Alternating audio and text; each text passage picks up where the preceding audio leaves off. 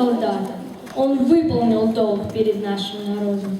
Но как его имя? Откуда он родом? В атаке убит он, погиб в обороне. Могила ни слова о том не проронит.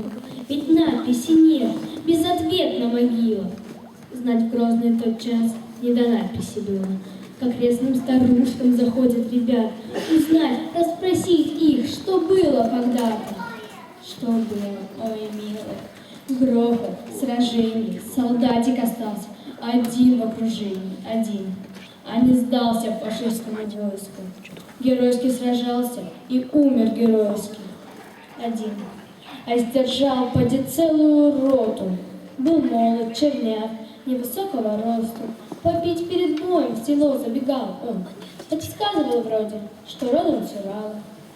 Мы сами сердечно тут схоронили у старой сосны безымянной могилы.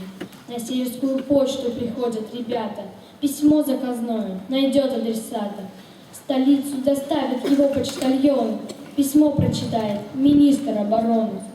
Но списки просмотрят за записью запись, и вот они, имя, фамилия, адрес.